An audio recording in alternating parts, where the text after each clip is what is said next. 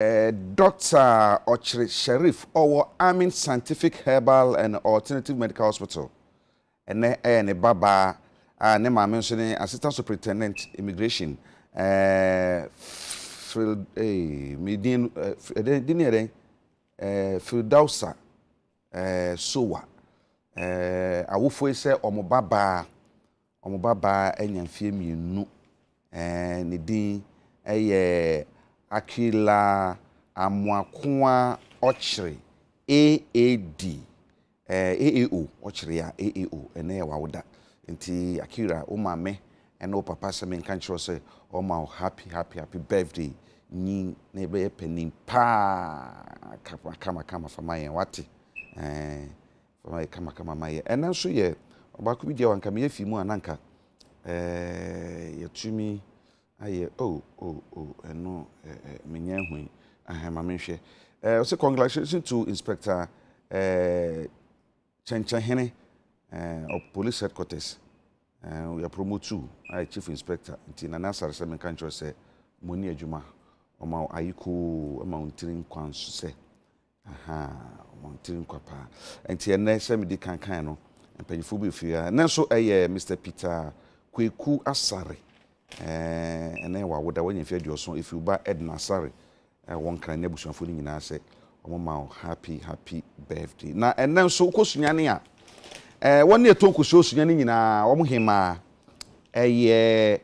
Mary Jamia Amwa do na afre no Auntie Mary ene na woda enti won ne to kosua wosunyan brekum doma tachiman chira ne wo ba bia se yen kancho so ma happy birthday sanso ena ya kona manso men kancho se o ma happy birthday pa na o birthday sunyan mechiro bibia ba kokudidi ate mo kudidi pa fe wo kwanso o baby brekum kwanso obi afufu no won di fa so sa no na akokudidi wo ho enti eno no ene nkoma ebedie na bidjafo be kamensa na me no bedie onunyanfo Carlos Kingsley ahenkura wono ayetama West na hye bedwani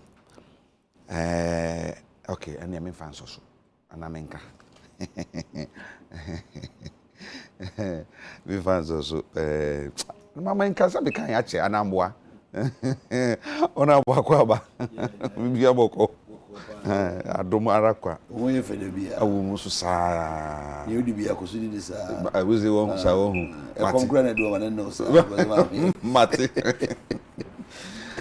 ena fe Bernard anim piesie wono eka this communication team no kwapim no fie kwapim mampon no fie kwapim tutu ena edukrom edukrom tutu nti ono omre utumi nante koba omre kura na mkofa nso mehu no na mkofa ena me ko piki ho okay me ko na wa ba ho fro me kra manche sata na ujafo ma ye no so okwawu okay friend day pipeline na pipeline wo ko nti no pipeline ma meto wa meto me ho nti ntumi anya ma mere ba nya hwe next weekend be ya this weekend be ya ma mere nti ebejafo minu na be kamensa ye hwe kwanse Bernard Mona so beba na yetumi edi enkomo na ma me chance mfamfiri wo so na yenhwe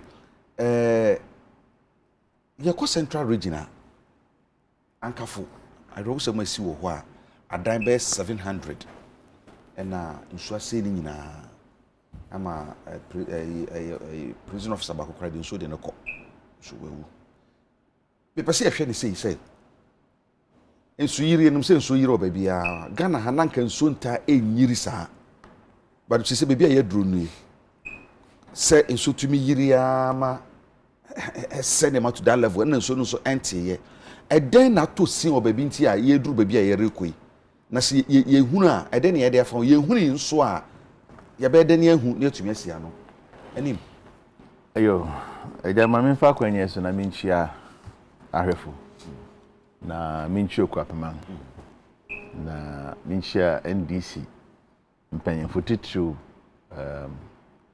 kwa pem north ana titru baby amifino na obeje de se Ghana ha nyina baby a NDC ejina ne nan so pa after ye to about 2020 we kwasi de biara wo hia e tutu NDC.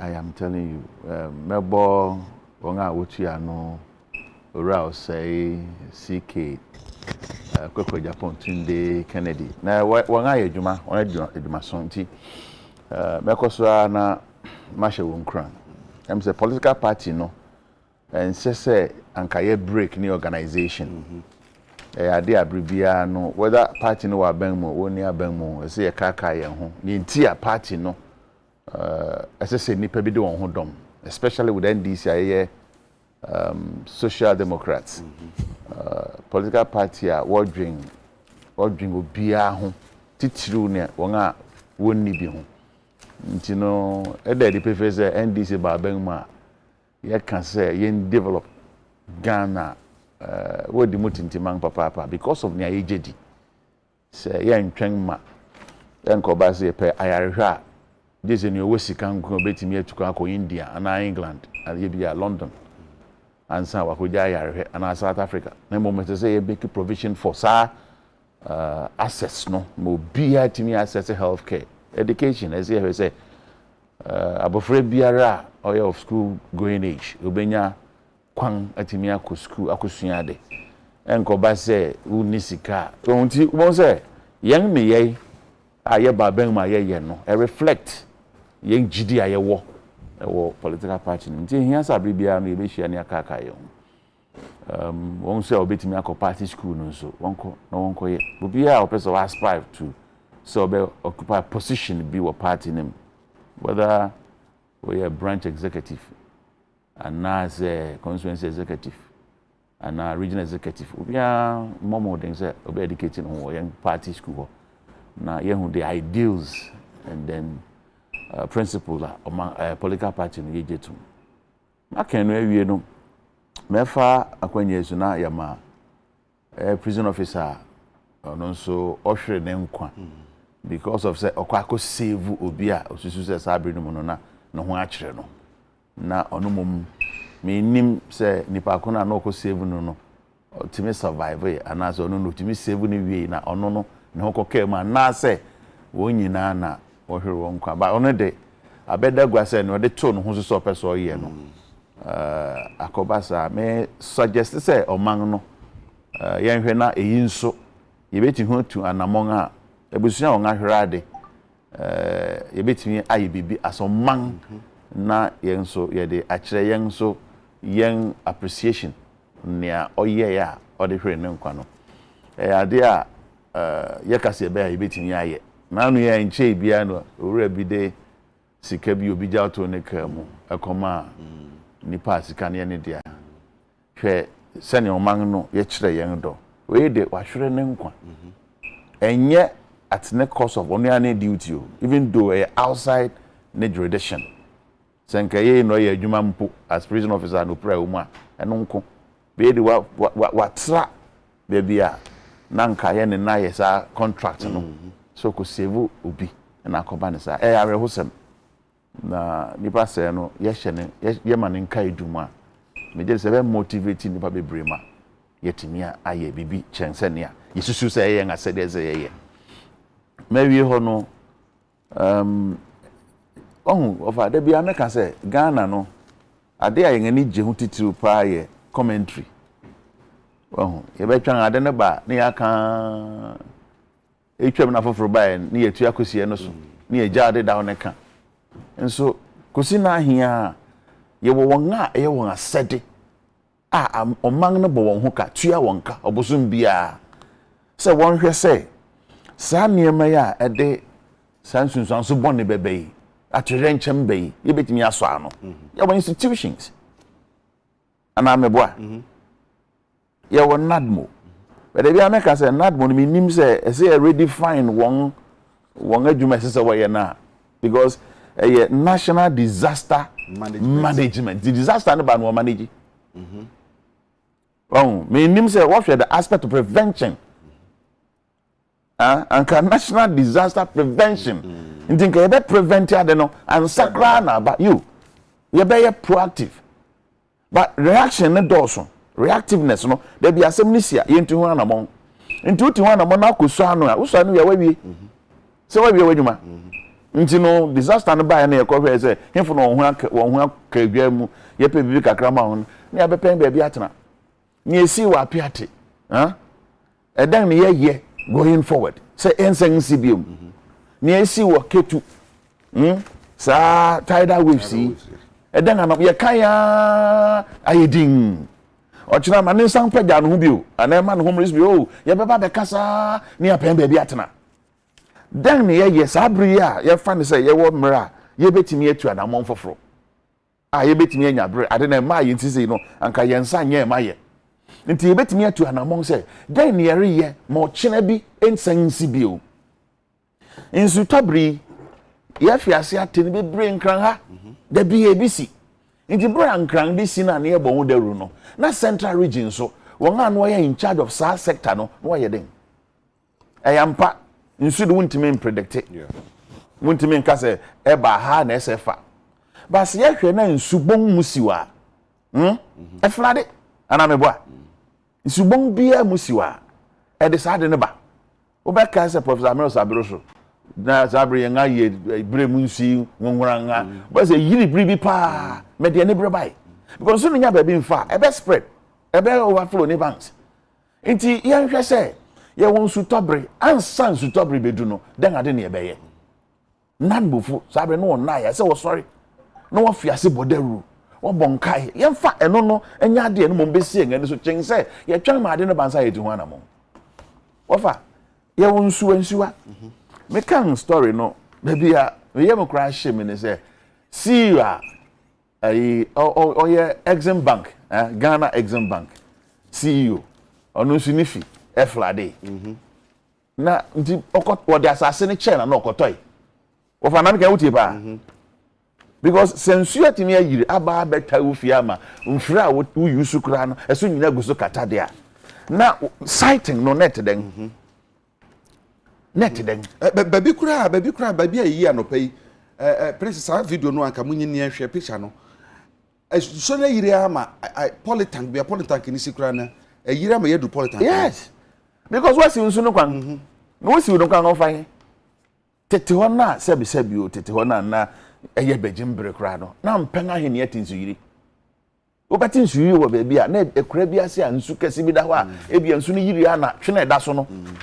ayiko na yi atunche because abe na ye nia no papa de gu nsu so dan premprem de nkran krom baby a wokekan eye krobu a kro be ya hura bi san kwa nan se bronwo na sa se mesi nti no eto da bi a asem ne ba wo background dynamic can you imagine nti wo hwe sa ha ya eye nsubon mo eye nsubon mo hwa wo hu se nsubon hwenu ya wo ne se ne ho etim eye baby a ya sori mo yira kosoro pa aya forum baku bi oho enu kra de pol de say akosoro amadan no eya cover dan no so nyina ne ko ye adwuma wo dowenya unse dowenya nso eye lowland ensu wa kankra na hwe dan hwe hwe what the irrigation no me ade can you imagine nti hwe ba bia sebi o ya tehwe ni yira ma politank is so en ko ba se men nsu bon a men nsu ten a ebe djura ba be du hada ebe ho nti ya hwe na sa asue yi nso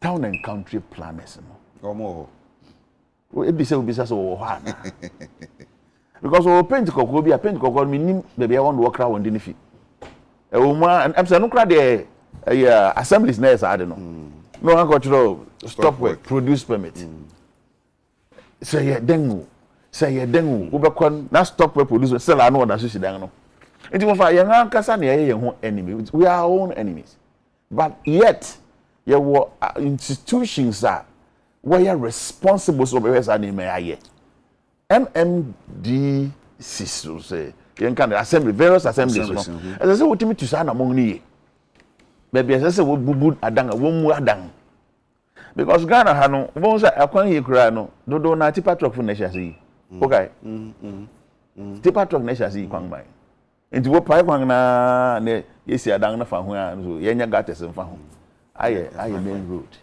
enti yɛma yɛn homre so prɛ yɛma yɛn homre so prɛ na nsa na mampanima directives bi sɛ MMDC is na hwɛ bebi a ɛyɛ nsuo kwan adansi bia no yɛnwiri nyina as we speak no me hu assembly bia asɛm na nanka mba bebisa no na no na wo nso kan ɔmampanyin bɛkan no kan wie na ɛyɛ den ɔmampanyin ɔbɛkan no kan wie na yɛbɔ yɛn nsɛm ma no hio ne yɛwie ɛwɔ mu a na nsuri foforo ba sɛ na afiase bɛyɛ a na yɛbɛkan ɔmampanyin asɛm a ɔkan no yɛnto ana mo na no yɛte sɛ ministry a one way in charge of sa BA them say works and housing me boy obeka say we here sika bi just about $5 million or thereabout or billion is it billion $5 billion nanka won atimia ye nhyehyeye betimi aboa na nsu yiri na ade aba mpaje won sa kan scan anye ye kura no won cabinet o aban no ko cabinet meeting no ko hyehyeye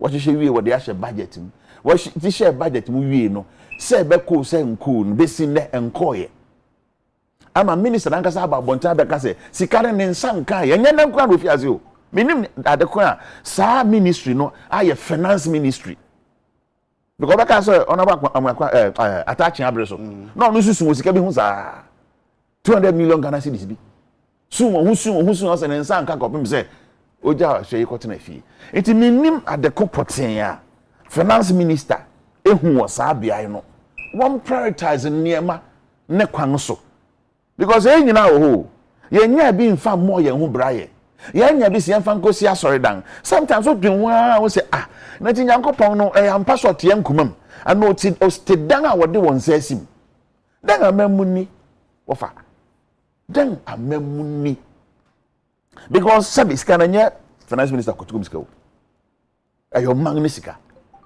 enti wo de call budget wo na se wo se ade na hu hia enti ko si na hia se sa ade no wo tu hu anamom enti sika no watena so wo te so ade ye den ebi no so be ka se yenso ya ka ho be san se bebi nsisi esi dan yesi rubber niam that some aka ho asem prepare rubber niam ma ka sa asemi wo si dan na se nsi ne kwan ma ye ni aso ya ehwe so se ye wo mra a ebetimi atu eti asade no eti mra na ewe hina no in charge of samra no Ghana na is na sebi you obi aye no pekeke yen konkwa but like they said always they be America say leadership is cause all other things are effect adeno ne kofare by pa no say aban no so lip service na no ba be ye obe ka kire ne abo nsem ma ne keke ana o kan ya na what mean say obe hwe say obetimi aye sa ma na timi atu na mo it is a mrap to me adwuma de a me nim say hwe da bia work us Ghana from Pembras with Ghana from Pembras with me nye ni sesa netening enforcers of the law one na di hwammo because any pakru ye wo Ghana han sabi obi kura de ofi sabi asem ko kura bi ase o e no tena pray mu ko nya opportunity ko Germany brofo kura no nti sabi enso ko timi di mra so because sa ho no wa ma mra ye adwuma so those who are in charge of the law then ye kabiem honorable why ye aye so for that we mrase bedwani o baby hwe mekoso aka kopem say ombe hu bibi mpacho me stop na me manunsi me try de bi wa hwe ayi mensa okọ ekwapema pepo no mu na boso fa opa ade bi afiase koso ho because amanfo adwudwu pepo no nyina ade si adan etinsu to kakra bi a ne son abona ya kanna ko papa ho ton ni nyina afiase dwuruba etime ba ma na odu ayi mensa krom ho a ama kwan na kakakra bi asanga ba bedu ayi mensa krom ye wo mra ye wo won a wo hwe mra ne so ye won a wo ye in charge of sa area hon won ada because big men and akosisi adan wo sa big men asemu ya na bebe gina so de aka bebi say wo kom ya horo witi say bebi I say inso tai o de afro bebi say Nsroma liberty down ho honorable wo ko hwe say no dasani e feel wo de asi dan ya so de pan kra nya Ghana ni wo ko weja Pambros side ho e ho nso ya feel ho wo ko Nsroma o ye gbegbe sana ɛhɔ no baby ɛhɔ nso ya feel ho honorable yeah all over the country feeling na ya feel ena sia na yesi me ni sika bu mu betu akofele o se me besi dan e sika ni ana onipo baby o si dan no so no ye no pese bia kwa esi dan yi ehwo ya foro ese so ta ho ya ma ne kwan o fele o si te bedu baby no baby ese so kota nyina no na ya fele ho nyina na ya si dan fa ho nyina ebe wi ase no hia ni bi ono tini ba bi a wo titi bo wire mo esi 3 bedrooms bi no nso be yira fa no de ne ko are we serious honorable Kona wede mamenche ono pena mena wase akonya wa mse metra na mensume kikabi. Yani zifone so omo kwanya ombe kani na o kasa so kasa onwida. Ndi ya no wahwe time na just stop. Memfa na se so ma me constituency for Enra Father's Day. Wa mo frem se metra se no so mbe chia me. By me hu bida. Gifts upon gifts. First being a Kabenka MPD and Kawan and Kadima. But with the woman on the brain, I see. And Yanka means a bahano pay and be trafutu. And your ma, yeah, police executives at the Edible Damas. Me first acquaintance, Nama, Madame was a papa. Actually, was a sunny, you know. I mean, there's a cry, more encouragement, say. Because a human away, you know, and grow for she. And Timmy Damasite, my West for. Mamema ebusia a nwa kadwa wani sisi ya kase yako se wani na nkansi utopu ode oni so hyefi wada bi wana isu abawura wodem na epeja wona kyese wona musi na we die ebie yani tunuma bi senkran ha ne siya ana se kurukesi bi ne siya inu se one ya gota ensuo no famu no etore bia ne atumuragu etore bia ne etwoki ye ba kwa koyi ne yenkonkoyi na kwa kofa nsam tenten bebre aba we de omi ani nko bibi ho ba bia ensuo yi afa enkrofo yi eye kurase o sabeta frache kurase aye hwi bola sen eno mo ye ewo sa akro no so anaso se gota sen ena da sa akro yi and it tells you a certain story. Mama yema yeninko ye river bodies. Mama yema yeni endani enhwe channel anase canal ensunu namnu no. Ebedu baby be kwa kohwe na baby a river ne nam no. Nyafro your friend bibi some weeds bi etumi grow na it take a lot of the space and can show no ebetai. So we see they pick up water. So when we are picking up enough water, and as the water as to the extent of ensure baby fa canal anymore, SFL baby fa.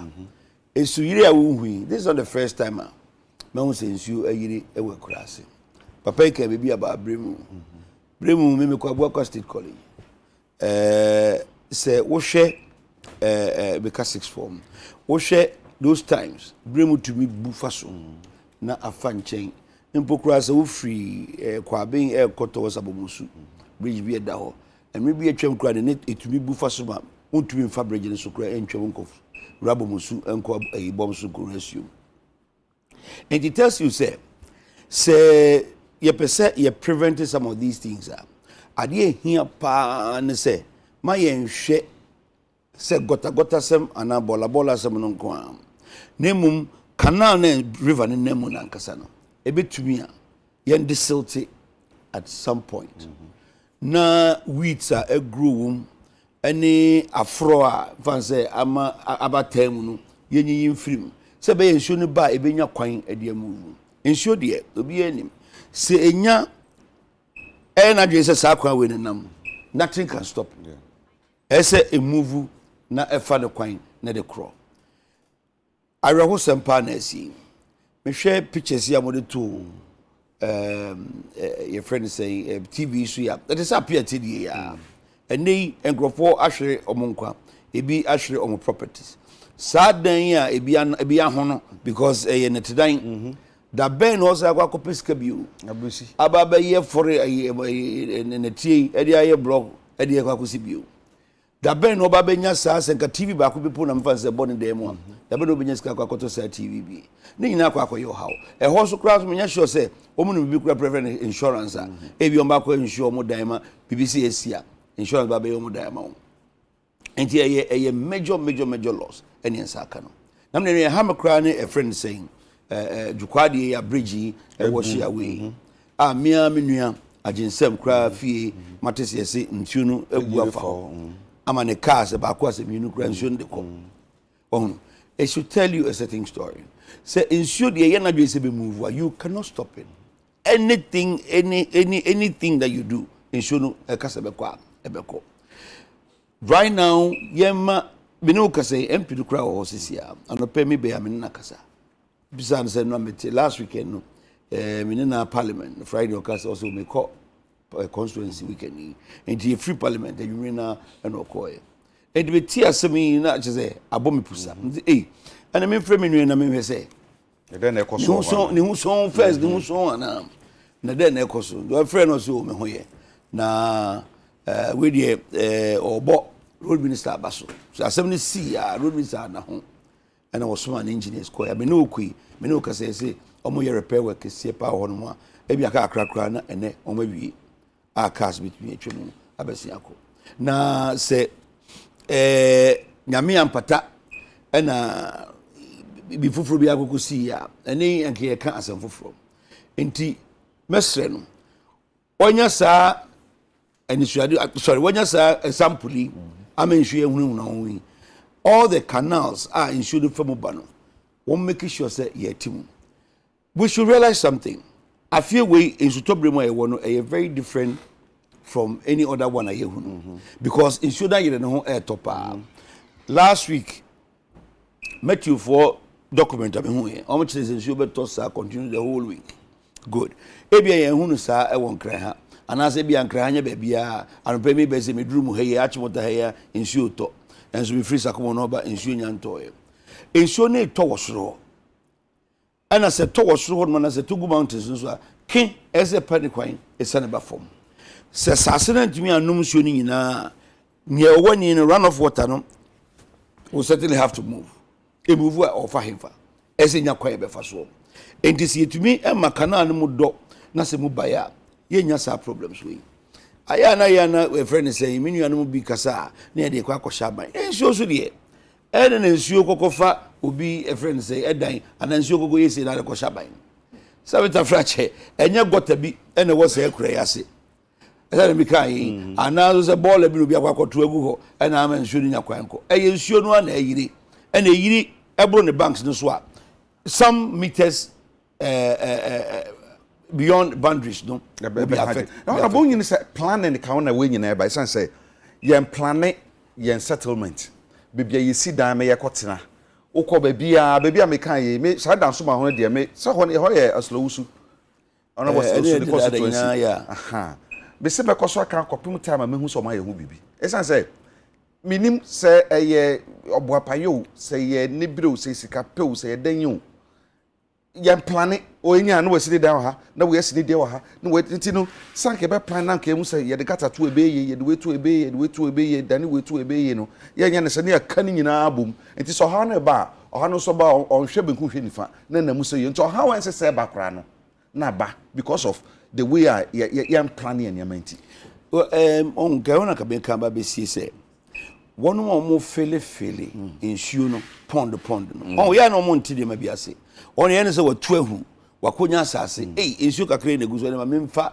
anyati mewegum na memfa fele asase nyame dia but sa pond na da ho na sa afro na da ho no e wo adwuma ye sure hweram sa site ya me wi enipa bebre no na fele sa amene se water table na nka accept ensuo na free roba na ejira ho kakra nsana ne atai lagoon ni mu na eco rapo ni mu no eso tia release na ba no se wa fele ni nyina accident so enti ensuo no ebebeta ho a enya ba bi nyina na se ko run crofo fie sa fele na the problem ba se ene de yanhwe ho asema nka ebeba ye problems bebre in the future yanhwe yi ane ato menua agensebi wanhwe ebi na ebeto mo ewa ha enti wo mu nyai sa de na wo mo ye no o kan bibi about planning planning no so ye no kware se ka se de to ye nuanu a odi show wo mo de wo TV so ya ekura se de ho an na kwa planning se beta frache no an se watumi ati okuku na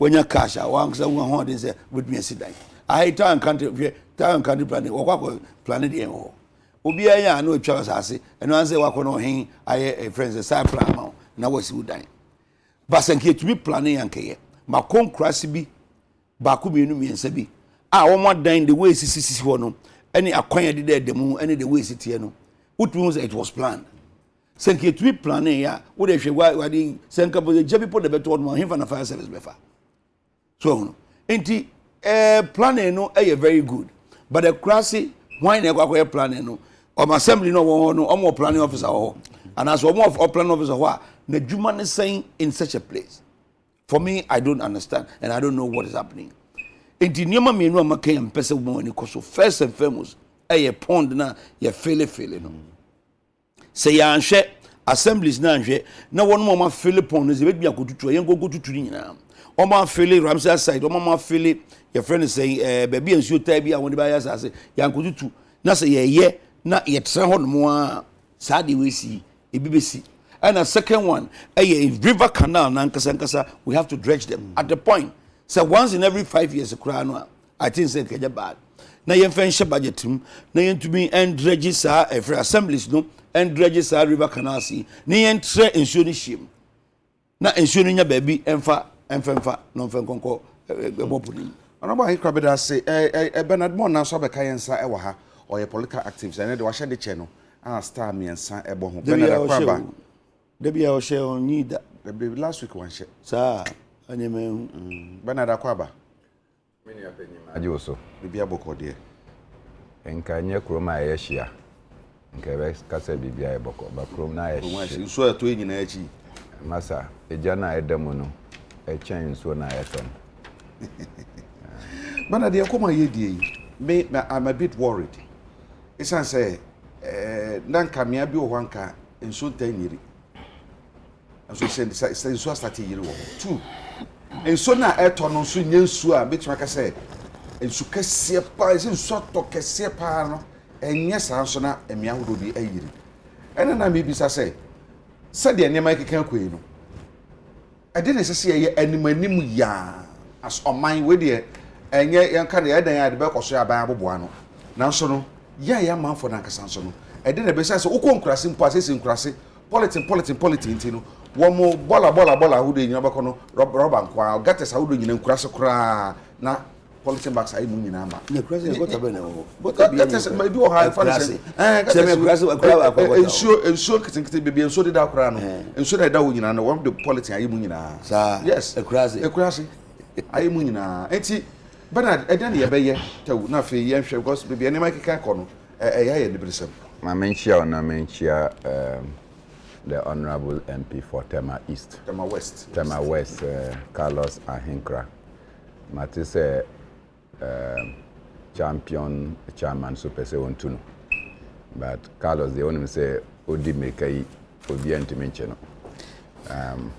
and my namesake Bernard say I'm waiting at Nasi and San maybe Drew. Carlos, I have to take you to Sankana now because she say Ekurano ya goddess or they may not be planned goddess, but they are still goddess. Galis na so nankasa etitino. What do you call them? They are goddess. And oko many communities are put me who says are goddess edida hobby brain. But more importantly, in some now kind is the lack of planning. Lack of planning in most of the communities. Despite say modernity abadruya no, planning no anyhow.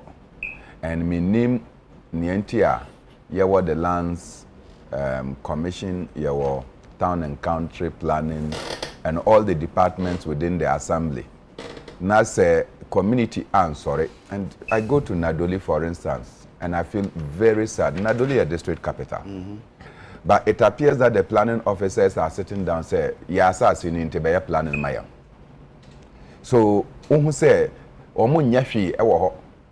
most of the planning officers have become allocators of site for stores and shops on the roads.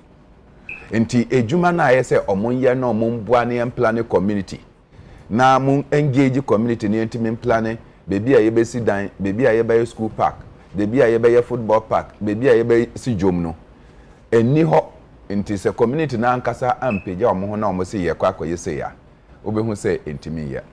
But most importantly in some way nyina no what say a lot of lands are being destroyed. So nsa Galamsey nsemi a ekoso yi there is a lot of destruction in our forestry area. Na yekotutu na yi your friend saying enua gold any bibia efimu a filling the sites become a problem.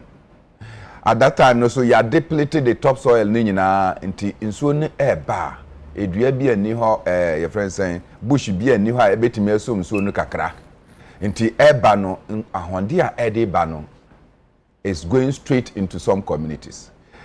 Somewhere in the Upper West region, in Wa in particular. And I've seen this has become the new norm. Baby aye nyina ye nim say nsuo kwan, and you see that nsuo no eya na eba with some force. Yeah. Over the police station call UDS for all UDS and now the Regional Fire Service almost station office now. Otimi hu say on the water waves. Say see no nipa bi a omo wasika omo akwaje ato. And they have put up fuel stations both sides. Into Niamoye no say they have to feel. Feeling no is almost up to your friend say lentil level. Into all feeling or hono, oh dear, oh sika to wait me feel it. But the effect no say in sooner ecofi baby ebano, it will not harm you, but it's going down to harm other communities and nipa or munisika. Into most of these things, you know, it is not in the immediate communities, but work has been done some other places. Into omo musisi wa nsuo kwan no, you have blocked the waterways, and so when the water is coming, the ferociousness with which it comes, no, and no na etimide or how baby ebai. Minia, Cape Coast in Sema Yakan. Almost see river Srowi, and Kakum River, and overflow on banks. What led to the overflowing? We have cut down trees.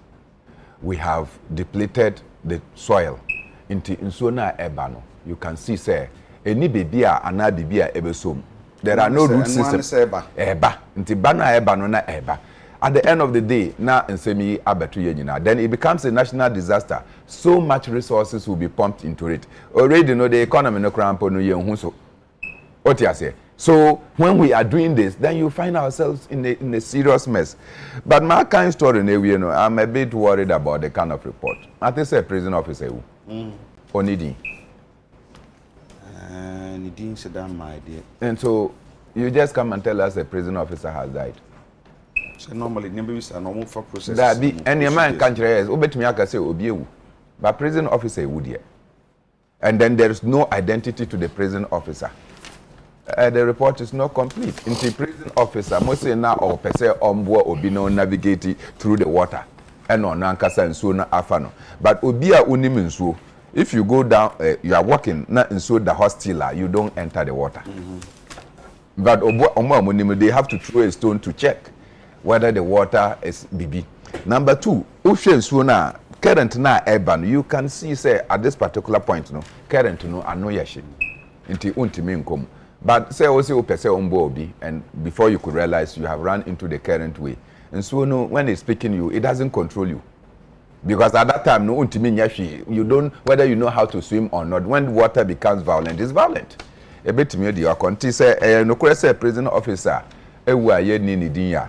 I remember prison officers and our prison service, no, yako, and in the bush for yako. But as it stands now, I think that all of us, final one, when we were growing up, Carlos, I'm sure say unim. When we're growing up, what to make a ball now why you fee, you just come and wash your hands under a tap. Now one woman so. What to me for cap now was and so anu. Me tongue ice water and me joy can you carry water and a cup. Cups now with the cups too so could draw an hour at the amount odi. All of a sudden, the purity of our water no and pure into CC and plastics. Bibia yebeto bia na yekita plastics into uko even communities are ye foam no you can see that plastics have taken over the land. Plastics so indicate. Plastics so emma in so any nyama kwanya ebetimi aye. It goes to choke. It is a kochoku will be there. The water will want to force itself with some power, say echo. Into yenhwe ne mfa kwan bi so we can reduce the consumption of plastics. Oko other countries like Germany and whatever, the cost of plastic is higher than the cost of biodegradable containers. Most of these plastics no crampo no okofa. They have what they call the refund ultimately the cup into obia over plastic say no on tonchene. When you finish bottles and what have you, disposable refunds, ultimately the cup na machine akoje na wama receipt. You can use it at any shopping mall and abibia na wakoton. But the way we manage our plastics in Ghana, and there is no community obetimi akwa the effects of plastics. And no nyina ka ho and these devastations are rocking us. Enra na ye friend saying Nsroma. Enra chi na ye Cape Coast. Ye nim baby e I just want to encourage, and those of us ye think ye come na we did we are we share to krom na we yi we now the robbers ni bibia to no. One day the same robber will come and cause a disaster in your household.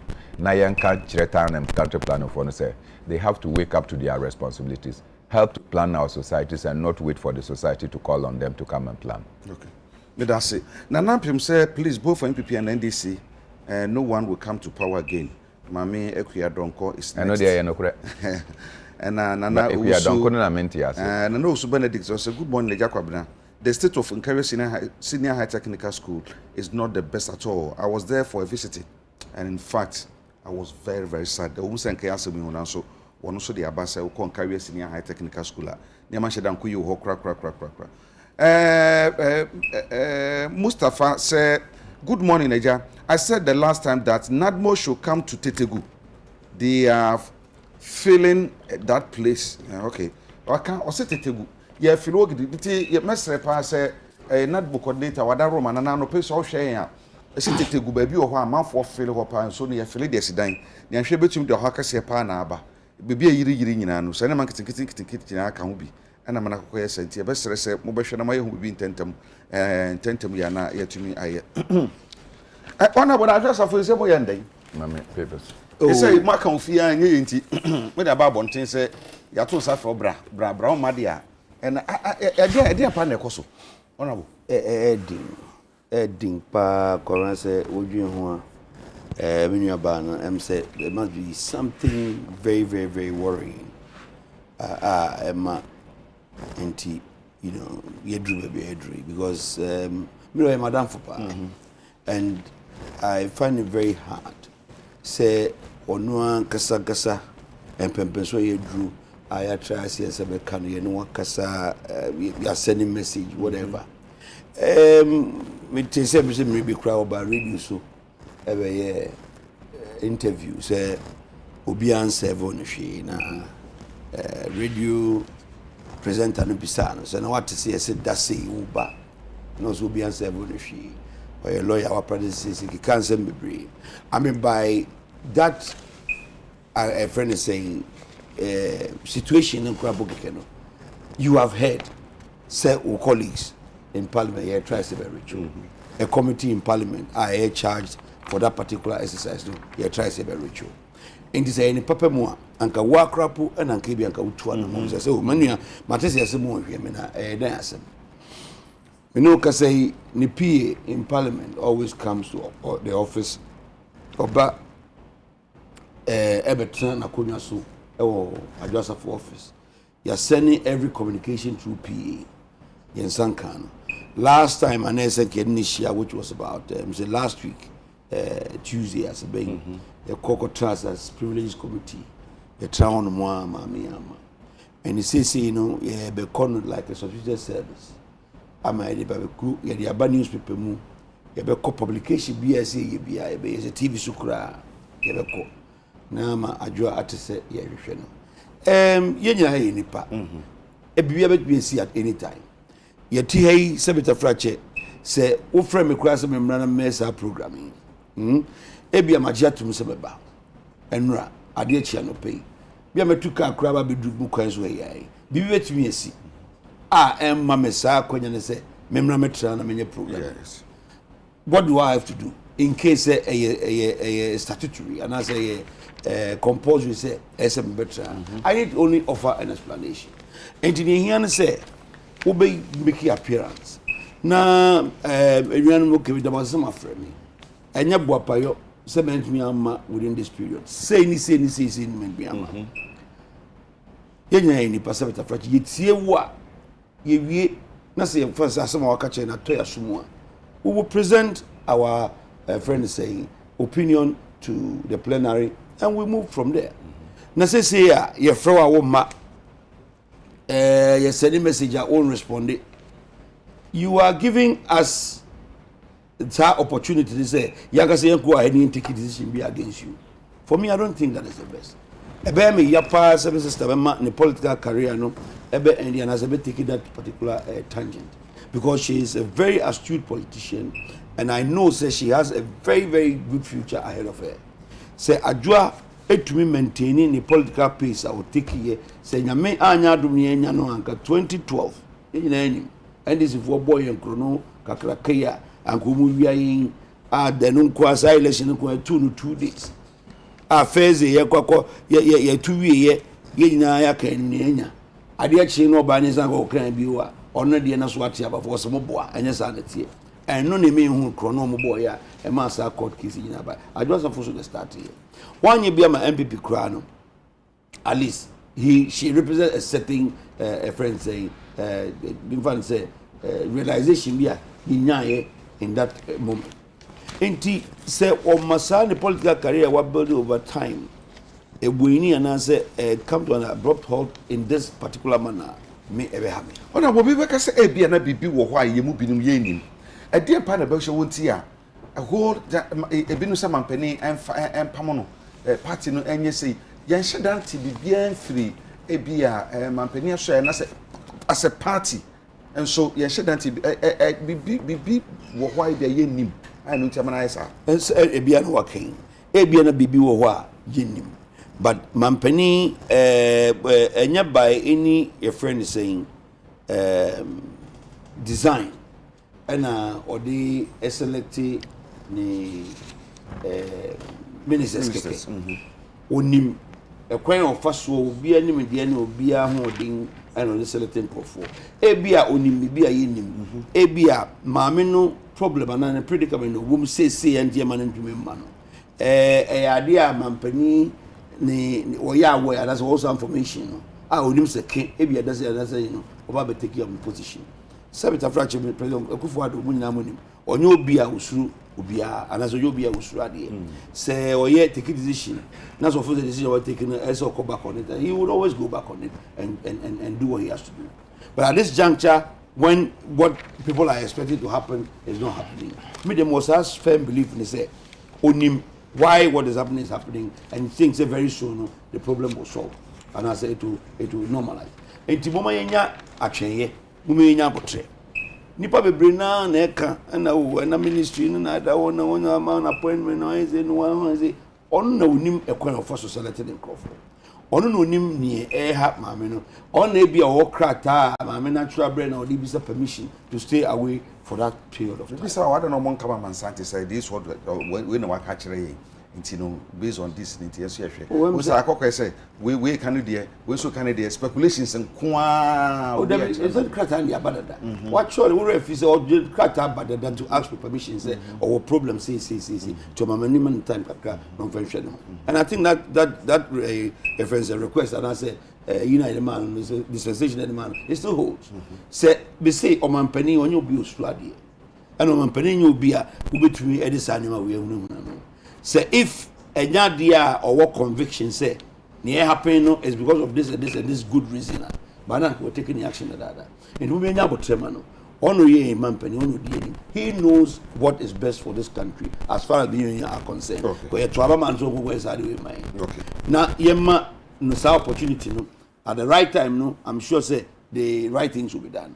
But right now as we speak, ono nim nintia, my and permission, I mean, the so is still holding. That's why we are where we are. But in hear me to true say, mpo, baby, I draw one who tie, anaso obi wo baby a obi tumi atia ka kire na on kan kire so no ani nua Carlos say me sre no me pa de chew ekwan bia so privilege committees grab ma opportunity say so won't you makro be Zoom meet na ke fan to Zoom now the comfort of your room na yentra Ghana ha na ani woni nkomo cheche enioma se bibi kura na yare na say doctor bia ma letter page na fa kire your friend is saying camera no na nyina ntumi kan bia na yentwa ne photo na yemfa ntro your character so ama yetumi akwa kire yenuanu ma aka no omoni committee no so say ni change you and I join me my I very simple matter now no go transfer call dey here in Japan by me committee no so ye bobo se we kokko hwensem ni medical record no by bebre in fact time wa Kennedy kra kokko ye ni operation no na ye were recess na parliament amakwai but ye no operation you represent no wadwin just imagine Dr. Nkache said we so arrested for 6 months one arrested for 6 months anything can happen but no crampo breaking our protocol because of the love for the country because of the love for parliament we breaking our protocol no buy but ni parliament ba ko ye just because of problem wo ba be chirichiri me ye nipa ye tie ye sabeta frache NDC MPP ye nyina ye hunu say ene bibia betumi asi enye de bia so ana bibi betumi asi a we be bisa permission say sadi asi into speaker meet me my parliament wo de be ma family nua kokum enye example chieftaincy minister order ada ko anajo anopo sorry ye na it say oprijana hu free mpam kura enye yi wakampem ebe de na nipa say wa throw letter my speaker say speaker o chira me adwuma ana de che me adwuma up to now cross otumi ncho letter bia kura maya obi anim so yare obi anim ba bi oda obi anim ne predicament and mrana ye mpon edi adwuma so makwan say maybe permission amount standing orders don't say ne kwabran tumi mapalo na so yare a Bernard and bisa permission amount one has bisa permission no za permission amount in the way I clear case indications obi anim ba bi ho and as a situation ho mu no if that were the case adwome hunu okay adwome hunu order bo asama waka na obi did message be fi Germany aba or say tell Bernard Mo that what he's saying is true in Germany here when you return an empty plastic water or any other beverages bottle you'll be given 25 cents back and that can be introduced in Ghana as well. Let's say Germany as some no can no correct. On any PC. Almost say adwa AD ho few. I can say mampeni dem who could between I say the ministry na da so konkon ho. E bia o den na ekoso ne ba bia ba beduri. Yo mame na wase. Na eso so pochichi finsu ase beka so dan chemawu. Onye na chinye. Tell me they say Honorable Carlos at a platform issue. No sounds a member of the privileges committee. In terms of one assassin, is one so. We did not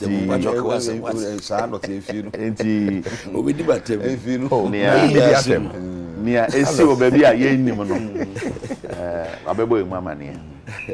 And so far, Nipa Parliament today, you manage as one new on who you mano, where Bassa. Yeah, Honorable Kennedy Japan, and Henry Court, and Raju Asafo. Now, Mamma Asafo was 7. What's nice now, him ya? Ubisana same said, dang, this also no crown or Nimo, and I'm a one. Oh, yeah, MPP MP. And I dress up as a MPP MP. Why, yeah, member of moon leadership that me wa. I dress up. Minimum so that's so yeah. But Anya Ukrano, obey one hour front benches no. Inti what can say one hour quadri or parliament. Okay, MPP for now. I dress up for can be. Yeah. Na I dress up for NUBR too. This is how we want to make sure say a run then party to Untina. Wakwaka America omba. Ansana Yababedu hey. Go better say Uraka in Japan bekansembi. Say brand no person what to ye levi so abano. Na one san kan wo mubi no no. wo facilitate kwan a obefa so de won aba na Ewuradu Asafo de no kra de e call soro to extend say ono kra na oje sika bi de koto ne account mu bribe bi a wo de command ansan na perceived bribe na perceived ntina me de aka ho men can alleged when the cars obi men can alleged perceived when the cars are oro kene Japan say or the 120,000 is it dollars or cedis $120,000 ibi 120,000 ko to ne account so virgin say one fan mra if chief of staff office say ora kene Japan boa na me so me boa but I public knowledge public domain yes no can no doctor was what we are now we are no can but no ankasa so jays can no the koto na account e no the koto ma me na account enya de anu wa ye ho adwuma say eye ne akatua bi akam dabi na mum what influences na be obetimi aba na wa ba be bua be to aba na wa bisa say adwuma no so ba bi akwakodu ni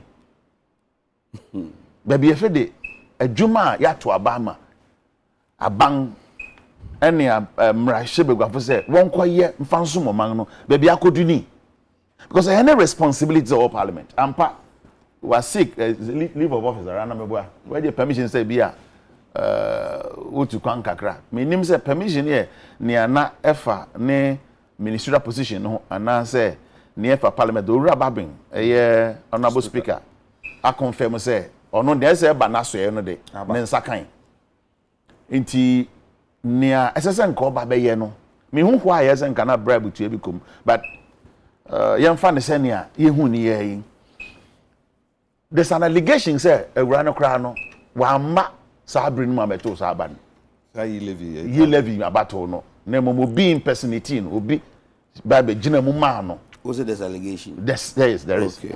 Allegations ye wo niam bibra ye de sisi ani ayu say ampanzo ebetima ba say na enyo no eno mu hwehwemu no me nim ne parliament di akwakọ wie because ye mu bi call for say wonye san hwehwemu no maye because niam rechia enze say basa because parliament pa o ko hope by virtue of say MP no ye the honorable kan odi ho anambua they say honorable no ka ofim dem yeah ntino nyonyam hyebi yes but say wo be ye honest ana because it say ne maybe si wo ho no kwari di na de it say de wo mo ne ye mu na ekobasa asefem kakra ye nya ahwehwemu no ne akosi ye twen wo me ye hu no nso na wotie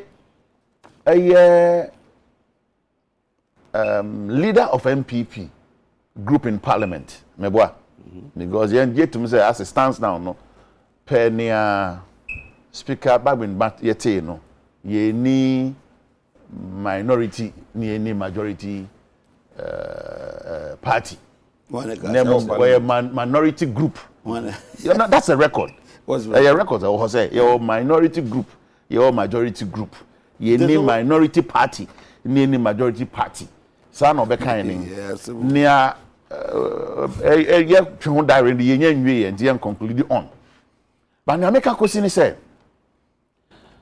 owura chairman sabonsu kasafa yen majority group no ho a ese ye tie ni pa na ni ye no grant interview ma mo sister station OKFM na nsem o kan na me ko tu no me fafi dispatch daily dispatch Karen ene Joda page 12 until here obenya back page na owura na se me kotu no say since she left I speak to her directly no I have not been able to speak to her directly as the majority leader. I only get access to her special assistant even when she needed an extension of her leave of absence. She refused to go through the right process by informing her colleagues, TNO, on the majority side, but sent a letter directly to the Speaker of Parliament, and that has been her modus operandi since. He lamented, unquote. Now, person trying to say, Ewuradu Asafo tu kwan no. Ono no as majority leader no on me nkasa impoda. And so once upon a time no any deputy. It is a say cordial relation like say oh. It is something mercy hina no ne twema so bi. Ontimi ne colleagues no so obia so link ta ho bia da. Na che say oh ye ma me na bufu a wanya na. Eye bufu a eye from within. Enye party no crowd but the parliament wa. Matiti bi say wo so position bi a no expect say nka say wo de man won amfa man nti. E wo parliament ho. Wo je fi ni nsem. Say anu nti na maame no etiti dome kwa mejafo saa na because on represented MPP e wo dome kwa mejape maame ke what you say constituency ni nyina PNC fu wom CPP fu wom enti or how no just say nyina be nyina speculation because even majority dey across say me nya access to or no mane nka ne how ne nkire me ya ne o kan no so speculate you it means me speculate is it because of say bibi akoso between son and president too because anya ye kran kase obu kakra ni di kakra ma president abamebwa and the same kodi obu ni di kakra ma chief of staff upon sika no je ni nyina eche odokoto na account mo bribe no je ni nyina echi so I am not new so I am not and alleged it is alleged and now say bribe no je say anamanka brofo ntina ma na o say don't say bribe say no manka brofo how does he get the bribe yesusu say so what you say bribe no je anso na new say dem we ntimi but you see yan fa bibi anto nchen no yan ntimi fa parliament ejuma o yes na o degrade obi o degrade obi a o ka say no nya negative bribe say bribery free the bem say what say sika dey ban no and am how can the bribe sika dey me hu ne ntia ye ntimi friend bribe man nye ye because obi dey sika ma influence with decision na ya bribe ni decision be enya na katua no dokoma no decision be no influence ewra ne ti America ye person oba beto aba nti as part of bibi ebetim dia law bibi ebetim dia dada no e dia convince no and yes no dia ba san no wura kan Japan be kan ya na o je mechinya na my bribe na katua we emphasize say fetch ticket kura bra bribe what's your sankra the chartered aircraft to crack $120,000 $120,000 oh I say I just want to draw his mind to something you see so who custom that when you serious institution what you have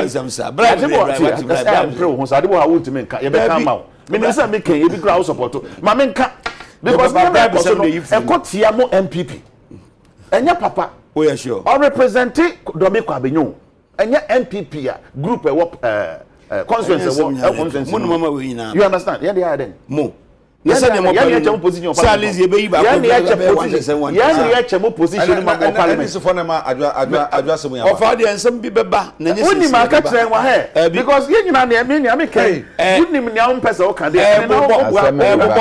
eboboba wa nti banembra say ba wo beti say ho asem because anya bring NDC for na kopa ba NDC nya na ya position of parliament muya na mo yesa muya no ma say edu ba bi edu oh really me na me ka kire wo mo ba sa de ya kakra ba eboboba eboba NDC for na ka sa adwa memma bese eboboba na say ba mo beti ho asem so na catch us bibi wo parliament ho enti me enya mo wan say adwa position na wo jefi ni nsem edema owura afenyi market apendo no ebi e no beka ho a how ebufu bi wo ho so na ebufu bi wo ho okay because near corner there ka chire se bufu bi wo am so wa hwepete takra mo se bufu bi wo na ba confirm na gender minister any leadership deputy leadership factic to hona had gender ministry one of the blue chip ministries in government what about to the deputy leadership into then me say mo de mo then na ba what they will have to be then na ba so woni nti over me na American say wo so obesan the next year nti ye be hwe de kwa obefa so ya say ye zoom na obeye o say then obeye yan de etwen Okay. Because all one mean but what does it yet oban the rest to yanka and eba say won to yanka who be speaker and kabi and gono rebecca me minim akatua ho asem anu ye beka ho so much then ya da to yanka sa adwo asafo asem ya be no emi say aye preto obaba oma ohin ho asem no oba social media na wo be ye video no dey beto ebinu so di ye ho few ebinu so say I said the my penny is treating her with kids gloves and then some ahodo bebre so say baby aduro no wuji dey say na say ye na sa ahola balu ye fa adwo ho nyina e kopra ni tumedwiri ye ho Medasio, anopai na mate say relief for small marginal farmers. The Daily Graphic name KCSA. You beka ho asem 24.98 million agric assembling plant. Now another paper essay the MPP throws support for LGBTQ plus. As party chairman Freddie Blake calls on Ghanaians to accept it. Another newspaper say Napos dealing with company that ended Boachi's political career. And topics be brea nka ebetimi aboa na eduane aba omaimu. Say ye we agree kidi e beka ho asem. Mesrew. E kai topic no ho. Na anopai Adwa Safo. Na nka me baba bomb in some ama menua Carlos. That position now of fire. Say ono say obi etie no. Na ana Adwa nkasa etie no. Ono Carlos opachaw. Say manning and the political career. Na Carlos over no abunkan kakra. One say my body is I've taken sorry Honorable Carlos Ahenkra Nana Carlos die okay. So don't worry I mean Michelle baby Carlos of course Carlokin but say Minia Ekasa and Carlos wanted to interject no I say NDC is behind it and no has subsumed his initial appeal. So what I say? Because you should just leave it. But if NDC can play a role, say MPP ni man year, then I think that you should hand over leadership to the NDC. But me, I find this very worrying. Member of Parliament, she was not appointed. But Minister for Gender and Social Protection, she was appointed. Into say eye bibia eha MPP. Minister no dia President Akufo-Addo. There are many people. Many people. There was this man that worked as the Deputy Minister at the Gender under President Akufo. What do you say? There are many people. Many Carlos are Okotu America Parliament. Just because of his love for his party, not because of his love for country. No. What you need from the Ministry of Trade. If a minister is not around, me free trade as I go if a minister is not available to perform on one kasani duty, then the president is sitting down. Untimi enkasa minister, because of your incapacity, infirmity or your absence, may you work to baby inti obi eye ejuma no amao as minister. That ministry has suffered the absence of Adwa Safo. As for the issues in parliament, because meno baby ametino, there is no opposition in Ghana and there is no government in Ghana. It has been the same thing from 1992, in fact 1997. Because 1992, now the NDC alone was. In fact, 1997 to the 2000 parliament, there was opposition. Since then, there has never been opposition in Ghana's parliament. Obehuna na NDC for more opposition. The next time they are the people in government. Inti ete say, you scratch my back, I scratch your back. Otherwise, near me be a echo of parliaments, no. You don't understand because there should be clear cut. They should be clear cut. But I remember, said Dana, the Speaker of Parliament, Eka said, he was referring the 3 of them, and now 4, to the Privileges Committee. It took a member from the NDC to say, no, Mr. Speaker, I will not allow you to do that. So, okay. It took a member from the NDC that to say, Mr. Speaker, yes, sir, you own this to me, you know. And she got back in until I saw Cletus Avocat saying that, no, the decision I offer, you know, it was not with the consent of the minority group. But when you know, na nipa bebre akasa. Na say, oh, Adwoasafo is angry because now on pese ye yinindi as the majority deputy majority leader. Eno mu yinidi. It came into public light. Mitie minua Adwajire MP no. Another pre. Okasaye. Kenny Ajarpong eso kasaye. And I said, but why?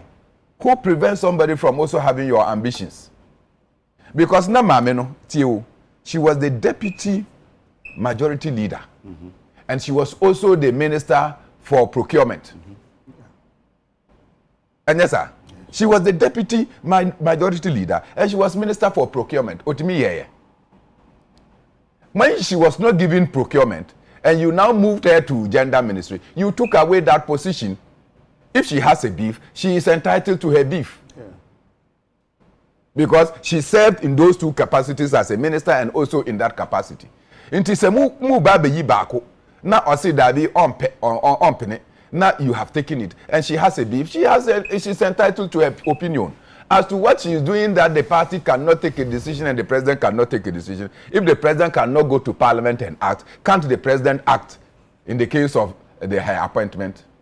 I explained to you that one. You can't explain anything. It is not the NDC that is telling the president not to appoint her. So there is something. Yeah. Bibi. There is. Bibi, and you know, maybe I'm it now.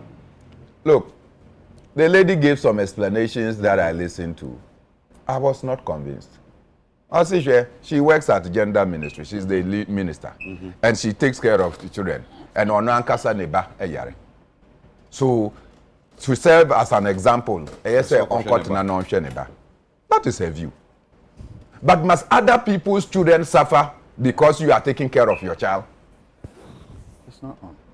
So, if you know that you have to perform your duty as a caring mother, let somebody come and perform the duty of caring mother to all the other children in this country and protect the excluded in society.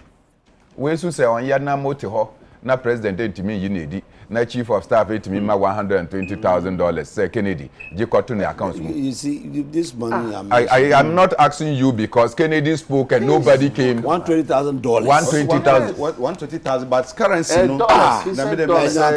Currency. In fact, even if it's first west, is he entitled to it? Even if she's persuasive, why must the chief of staff release that amount of money? Because you wanted to pass e-levy, cook or hook. That you wanted to stop from Then, being passed. oh yes, and you think that I have stopped? I have not stopped. So what are you doing? You're taking us to court? Oh, Dabi, send Omo court. They did their gymnastics in Parliament. So what are you doing? And they are going to court. Who they are trying? Carlos, who him say me, when I take a decision, I take it strongly. So, in my view, Adwoasafo is the creation of the MPP. Let them handle their own horn. Okay, me that's it.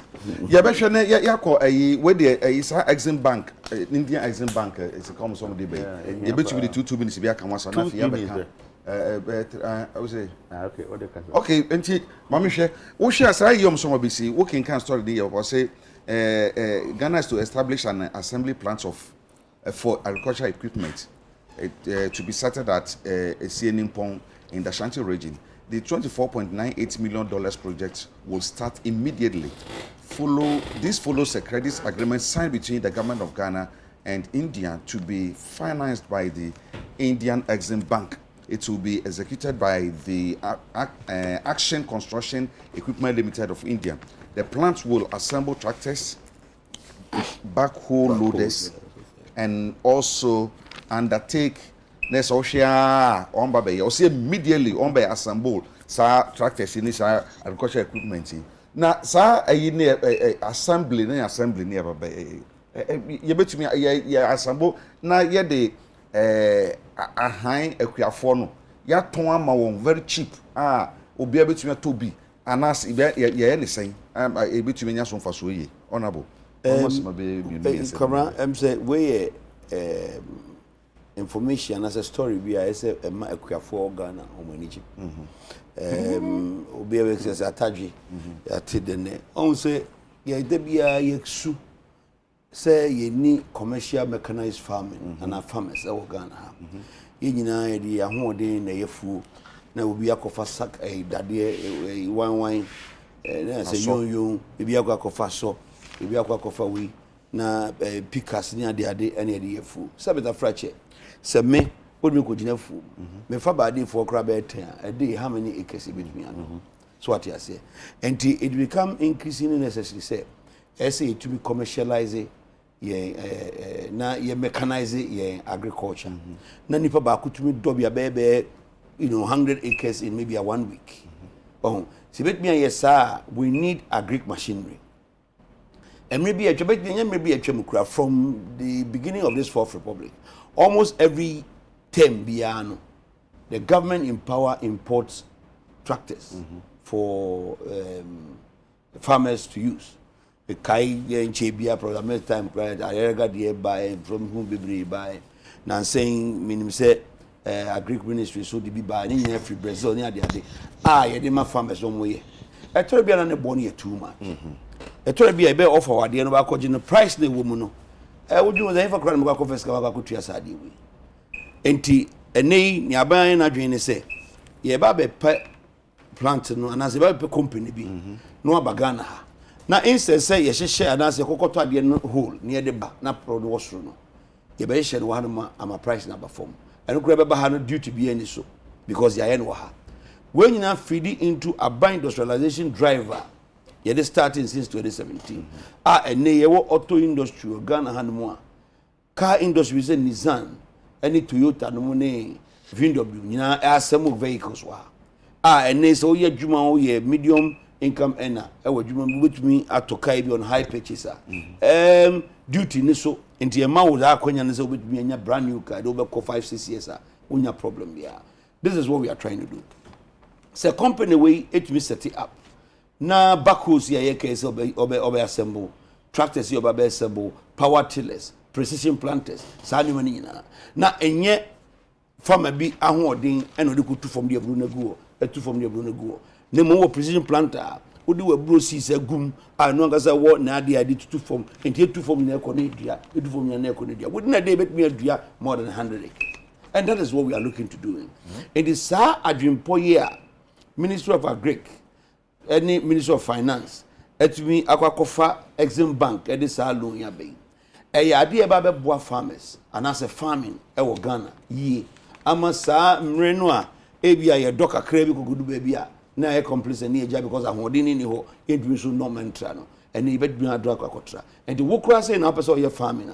This is the time that you have to be looking to be doing that because ene wo fo ahode nkonkodo bio ya Ghana since colonial time ama ye papa no peasant pharmacy ehiafo a wo mo won nkurase enom do ma ho odin adwa ti afie bia beba no kakra bi na aduane no na eyasa na wona bu kakra ye kurampo no tumi sei aduane go wasa say na aduane ni nyina asai ti siasi beba ne kakra kase ya you are come within 18 months on by asambu ne menye enti no say kakrakara say ketwampo ne ntumi nkura so yi ne kakraka betumi akura so ma na yi say on make say oh say food we ya aduana say wonya abundance wo export it say na woni but wo call in neighboring countries na ni nyina aduana no a filter through but there a bronan crazy me read on people be say ye nwan mo northern region outside say because you place a ban on export of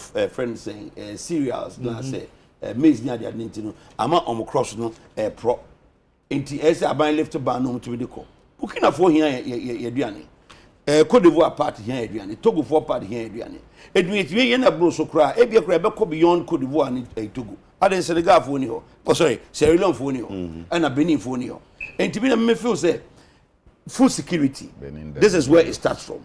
And if we are able to move beyond peasant farming, we could run mechanized farming, which every government has been preaching for since you started Fourth Republic. Every government be but whether you're the tractor bow, you're the one bow, we have not seen that revolution yet of having mechanized farming being the bane of Ghanaian farmers. And this is say ya fasa facility yaba.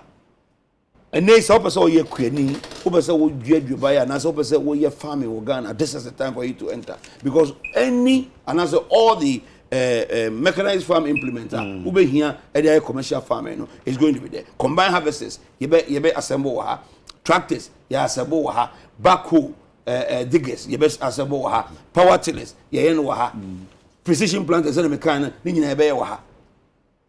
Adekye India 400 pe. See you conform a Ghana ha.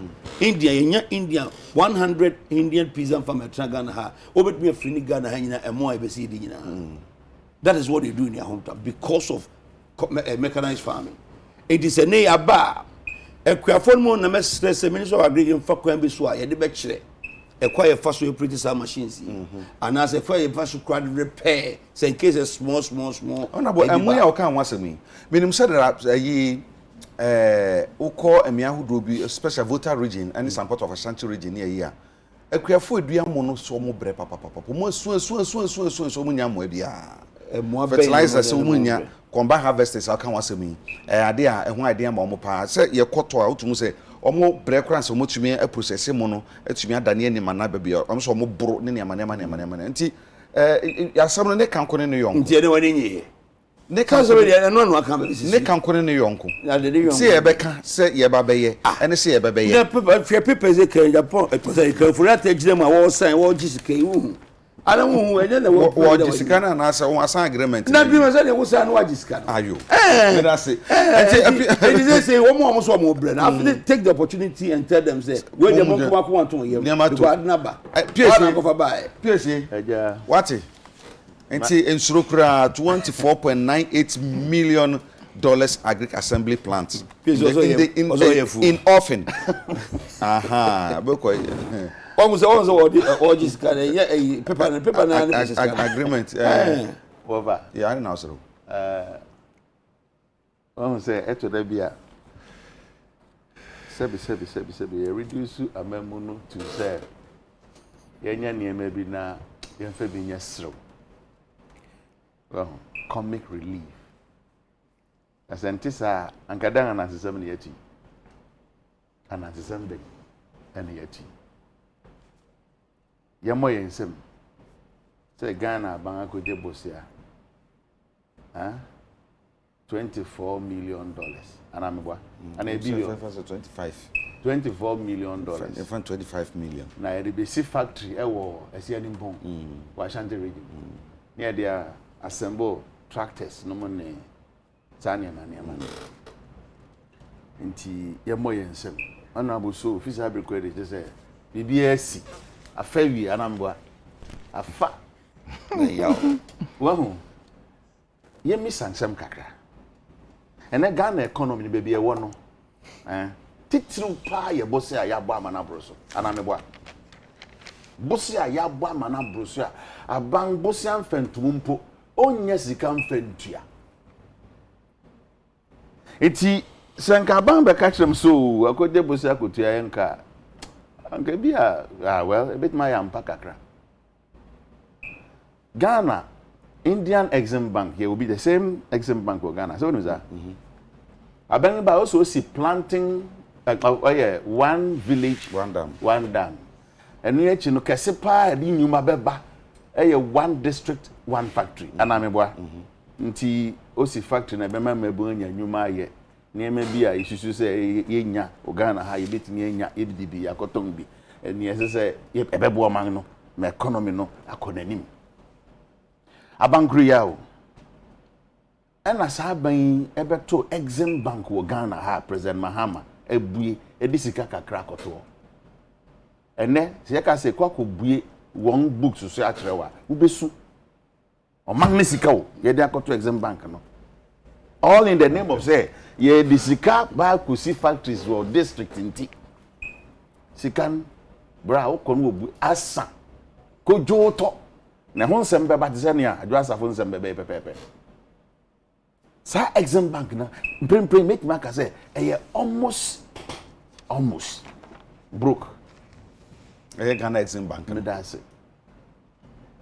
eyi ne nansen ya koje $24 million from Indian Exim Bank ampa sa facility in there Exim Bank of India na sa ho na President Mahama koje bosa be tema to Akosomo railway line obekai yeah President Mahama koje bosa e ho no koje sa bosa ni commander house no koje 35 e ho no koje commander sugar factory in council fee $35 million now was our ministry 12 million per year 25 million bi o haisan ko san koje no de be bia hwero na nka mebu e wo ho nyanyuma ye e no no abo mo sabi you wadi tu ho we nu ahwere wunti so nka ahwere wudu a na matene sa abosum asia utimi twa mfi asia ni ke atwa ahwere about 12 times na factory ni adwuma na botra na meba factory ni adwuma na adu ahwere enti sa anya yempo no President Mahama ntwen light anko ho structure no kra wa nye na oba yusu ko je bosa na oye o twe so na oye ya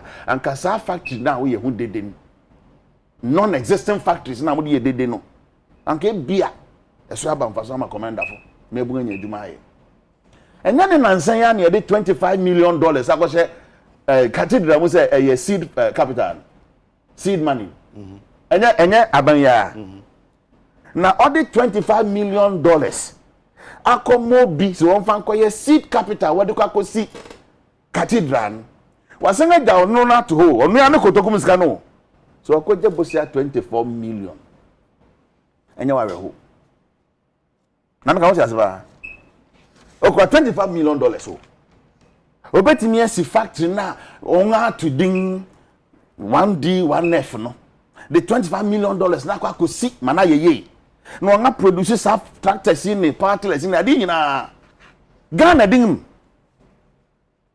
ne ade ayenyuma bi betimi de aboa makura yakoso sa bankro na no de $25 million ko sha sorry dengno mun wasa atwa no akodi $24 million na anasesem dengni sika bia wo bebie ko anasesem dengni wo sika obetimi de atwa oba school fees Tobas, Christopher, oh, aye. Oje Christo ni. Yo. That's your priority. No, maybe so. Ndi Oje Christo ni. Ya je bosia ma ne, ye ho bon, ye ho nya kono, obosia bom. Ya je bosia o. Me pese me bosso because o bosso a, ahwe amanfo ye mbe hye won. E ho fentum kra ye ntimi ntua, anya bosia bo nanga sika botin no. Mfentum kra ye ntimi ntua, aban twe fa ne bo. Ye bosia bo nti. E say Ghana call for out. 45 million Ghana cedis. The triumphant keke in your budget. And when you couldn't even put your crabs about what my in view. Yet, ching, ye bread. And just a 11 brand number boy. And also said, Mona Babu to your send this guy as I one could merchant line, no, they send Whisker, the 11 I'm fine mine. Oh, what 25 million, a bit messy factory every year, our own money. Yes, you're a copy $25 million. Ya de kosia so dan. Ni akoje bosia $24 million abesi factory. Aba. Me da say aba. Bernard na amamuru na monnim bu. Ana se Ghana ya mo boni bi na mo twen aso sa. Ona baden. Me da say Bernard ya hwe se dia. Wo hu ne sen. Se we no ya de ya bebenya so fa so se de ya ka na nsam Ghana so ne ba. Ya hye se kan ya bia na fe ya home so. Sika kokoji ene besia kokoji ne de ba. Mesreo. You know agreement no omochuro no wa India language mu ana ama kasa. Ye tie Abraham. Me say omochuro no wa India kasa mu ana omochuro no wa Ghana kasa mu. Oh. Me understand e be bofo ya. Agreement no. It's because me kai say some debt cancellation bi ana osafoma for your minister for finance. And a German for a mobile cancel your debt. You be saying say what are the conditions of the agreement now signing here? Or say much run with German customer anti-asset. So in this particular agreement here, you are signing. kasa ben mu na omochro ye te ase ansa na ye sign ye say ya ante ase ansa na ye sign ya na kire say bibi kese wo ho because Osafo Mafo has done that before and he was Minister for Finance. Under normal circumstances, we be good news. Am I young? Yeah, ekuafo. Under normal circumstances. Oh yeah. That's good. But unim, unim, papa. Except that last year, 250 acres. Now this year, we thought we could do 400 acres. But input prices, from 250, about 50 acres. Next year you do 600 acres. I promise. We have come. We have come. Power tillers. We don't need. Me know I can say nyamia adom ye wa planter. We have a boom sprayer. We have a tractor. I can combine harvester no. Those petty things now they have established no. But share a bag of fertilizer that was 106 Ghana cedis. 106 Ghana cedis. This year is 420 Ghana cedis. So udria ebro, me say depending on even the fertility of the soil, you need 3 bags of fertilizer per an acre, 2 nitrogen and 1 ammonium. And for the 250, you bought about 750 bags at 106 per bag. So see, at 106, you know, add on 420. How are you going to buy it? That is just for fertilizer. That's the reality. So look. Farm sizes are reduced drastically. Honorable. That is just for fertilizer. You look for inoculants and other things to support the growth of your seed, no? Master, and that form. So we are talking reality here. It's not just about establishing a plant. The second important thing, Master, establishing a plant is not the first time. New plan. Never. We started assembling things in this country several years under Kwame Nkrumah. Yankasa ni egunu. You plan Kwame Nkrumah? Oh yes. Yan eguye. The kind of things we're assembling there, they were not just for the big buses. A champion. So you say a champion. Yankasa ni eye, but eguni nyina. So we are now going back. As if a year near maybe a ensem fufro. Novelty. The company is still there. They new buses. Yes. And very solid buses. What you say? So what is it? What is it? By whom? Me and I'm feeling sad. Why? Because the minimum say this is just 24 and now 25 million. National Cathedral is 200 million. The National Cathedral is 200 million. Now, Sesiano, Yankasa ni yepe yesika aye National Cathedral. Government has spent 200 million Ghana cedis already. And 200 million Ghana cedis, you know, the government has spent. I'm sure it's closer to $25 million. In Kaweno, we don't need any money from India. At all. Yankasa yebekwa kosi. But if you say, yeah, I dream this, you see National Cathedral now. Nyanku Pombema factories no esi. Nyanku Pombema flood no ejai. Nakupong ebetimi ama. Say ya sorry anopa ye yari nyina yebasa. So we are concentrating in putting up a national cathedral. When in Europe, in America, where cathedrals were, those cathedrals have become museums. When we travel, we go and see them. It's no more worship places. Young at this critical time, that is where our energy is. Na me tie me no say enti we don't like Christianity. No. Ana yan som nyame. Nyankopon is not in the building. Are you a Christian? Yes, I'm born a Catholic. You are born Catholic? Yes. Okay. And go and check my family. Catholic priests are here producing. Catholic priests are here producing ama omainu omodoso. They sacrifice your friends say procreation to support the Catholic Church. So and there's a Catholic Church, Catholic, the whole Catholic of Ghana, and person convention share baby. You think that the Catholic Church has told you what they want? Their priority. Independence. Me say the Catholic Church has a priority. The Catholic Church has a priority. Say, see, we contribute money to support the Catholic University at Fiapre. That is good. That is the Catholic Church's vision. say government is not able to contain tertiary education into Omombwa. That's what Omombwa Cathedral. Omombwa Cathedral. The Catholic Church has contributed. There is no one day Catholic Church has said that members should contribute money for the national cathedrals. They don't do that. We have not contributed, and I'm sure that the day they will say that the Catholic Church will not stand as it is. Because it is not a priority. It is not. President Akufo-Addo personal project. And this is going to be a cathedral of lies. Okay, we are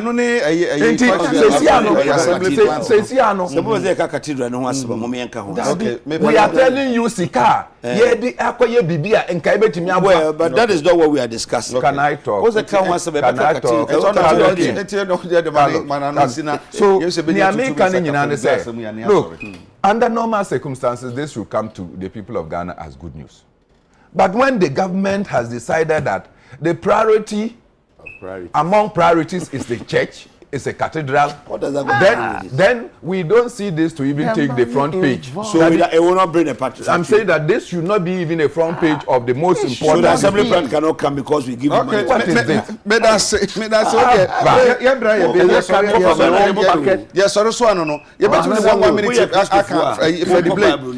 Freddie Blaze say we should leave this gay and some celebrity no enjoy your personal life. No, I would want to see Freddie Blaze allow himself to be sexed by another man as an example. That's it.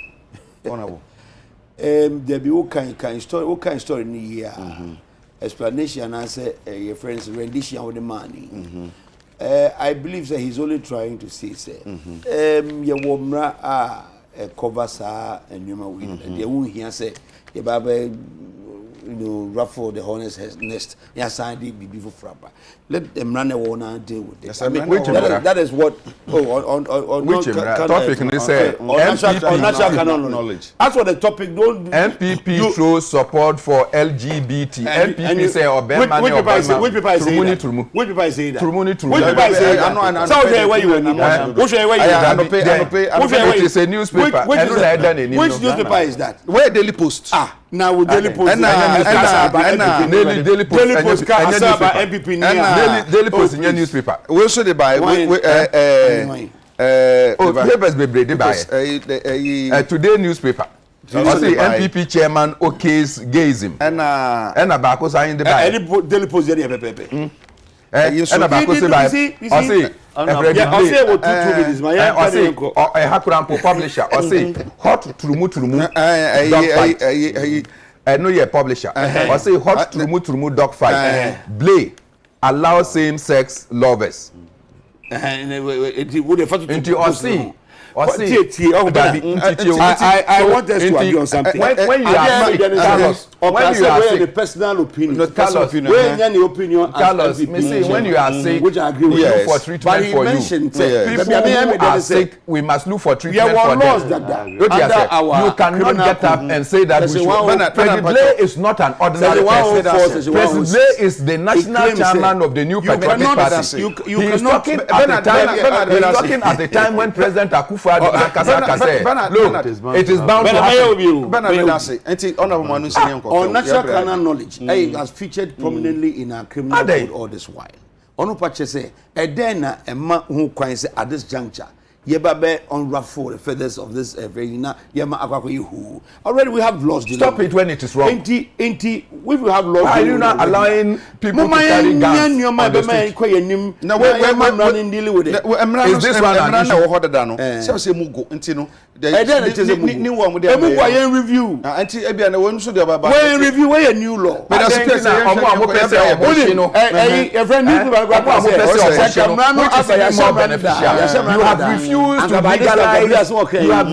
to legalize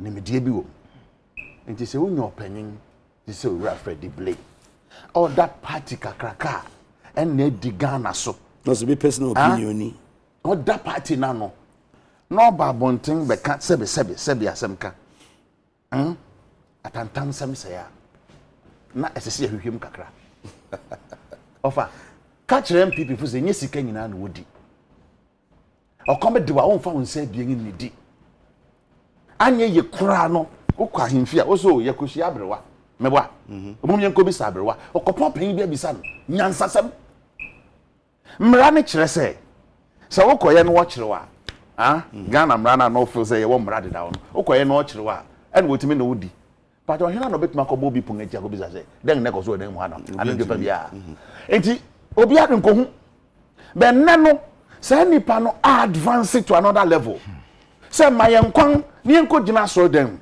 before the altar no won hina ware so mayen oberema ne oberema ana obia ne obia tieni ye hono opese wakokodu afika do so enya obia na obia ma oberema ne oberema na nkwan mu na emum ne ekeka ho bi esan beba dak bi enti say no kongo do no de ni berema kotu adua ho a okwan so ye ono ana na de a na okay crack sanchez say let them enjoy it.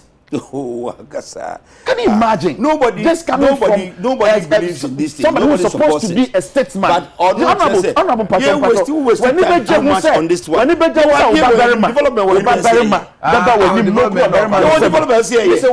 waste too time. Yes, I can say Bibi Ansenka or the Buena no Kraka. Who support you? Okay, that's who support. Nobody supports.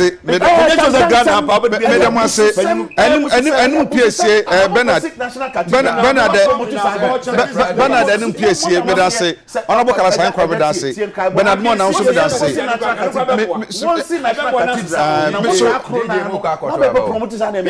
Ayo,